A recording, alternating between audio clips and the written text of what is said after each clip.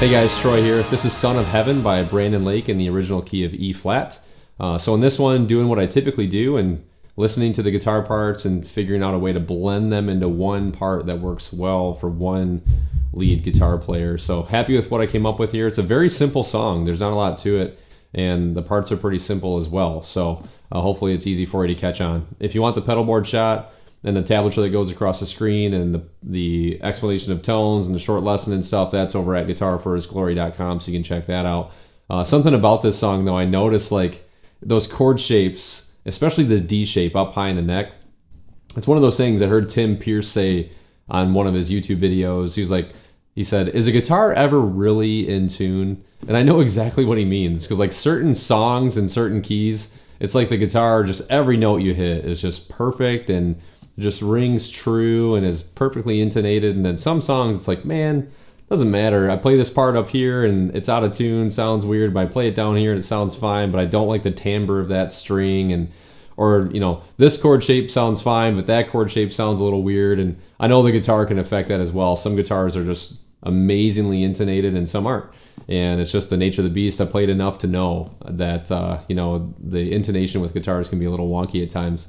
And this particular song, I noticed the shapes really mess with me. It's like the pressure that I play them with makes them go sharp a little bit or whatever. So I noticed that like it's a little modulated at times, but you know what? One of my phrases that I say to myself, and I'll make a video about this one day, is just play through the mess. It can't be perfect all the time. Sometimes you have too much reverb or too much delay, or sometimes you're a little bit out of tune. You got to bend while you're playing and look at your tuner, while you're playing a part or something. You just play through the mess and it's completely fine. But in any case, I hope that's encouraging and helpful to know that it's not always perfect, So let's talk about the words, right? Son of Heaven. It took me a minute with this song. I reached out to the community via Instagram with, a picture of the words and had some questions about, this line that says, let him in, let him out. I'm really sensitive to words that like aren't very clear, or maybe could mean something else, or question the sovereignty of God, or, a number of things. And especially when they're coming out of camps, worship ministries and things like that have done questionable things in the past or have questionable theology. I'm a little touchy and I can be very defensive. So I've learned to take it to the community and let's talk about it. Let's not fight about it, right? Let's talk about the words. And I got a lot of help on this one and came to a place where I was like, okay, yeah, I get it. This is a cool line. It's not the way that I would have written it. But you know what? We don't have to think exactly the same and write exactly the same. We have, just different perceptions and approaches without compromising truth is the most important thing. So thank you to you guys who have helped me with that throughout the years, and especially on this song. There is the one line that can be heavily debated, right? Which is on every door our Savior is knocking, from Revelation, right? That's a very debated line. I encourage you to look that verse up and understand what it really means and what it doesn't mean. And I won't suggest to you the truth of that verse right now. It's just a cool homework assignment, I guess, if you want to take digging into Scripture seriously and understanding the context of lines, not just plucking them out of the Bible and making them mean what you want them to mean or what your pastor wants them to mean, things like that. So great exercise in contextual criticism and just digging deep in the Bible. But in any case, so what I like about the song, straight to the chorus, is just behold him. Behold him. For a believer, when we are crushed under the weight of sin, when the world is swirling around us, even when things are going great from a worldly standpoint, meaning, little trouble and smooth sailing, as it were, right? When we behold Jesus, the bad things melt away. We're looking at our perfect Savior. So we behold him in his glory, and we realize that he upholds the universe by the word of his power, that he is sovereign over all, that nothing has touched you or made its way to you, or you have not gone through something without it first passing through the sovereign hands of God. So when we behold him, and thus behold that truth, it should bring rest to our soul.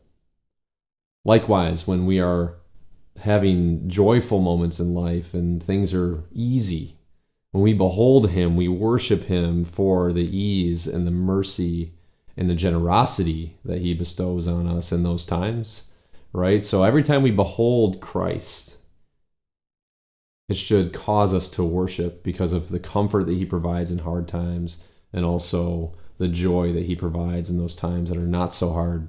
And then for the unbeliever, right? I mean, this is the powerful moment of conversion that we all had when we first were beholding the glories of Jesus for the first time and realized just how fallen we were and just how in need of his grace and in need of his righteousness and in need of his forgiveness and his blood that we were. We beheld him. And when we did that, and when we put our faith in him, he saved us. Behold him, sinner. Behold Jesus. And we never stop doing that after our moment of conversion. We always behold the glories of Christ. Now, as a worship leader, someone who's helping on the worship team, that is your only aim. That's your only aim, is to help the congregation behold the glories of Christ while you yourself are doing the same. So everything that you do with your pedals and your guitar and your practice should help you behold the glories of Jesus, and then take it further to help others behold the glories of Jesus. So he is exalted over all. He's exalted over our problems. He's exalted over our joys. So again, everything we do needs to help other people behold the glory of Christ and help us do the same. That's why I love this song. Just behold him, right? Just sing it. Behold him. Behold Jesus. That's so great. So thanks again for helping me out with this song, you guys. Love you very much for sticking in there with me, being willing to, have that iron sharpens iron moment with me. I very much appreciate that, and I very much appreciate our relationship in that as well. So if you need any help with this one, feel free to shoot me an email. If you have questions, drop them in the comments, or if you're a member, you can hit me up via email. We can talk about it as well. So hope this is helpful to you guys, and we'll see you in the next one. Thanks. Love you.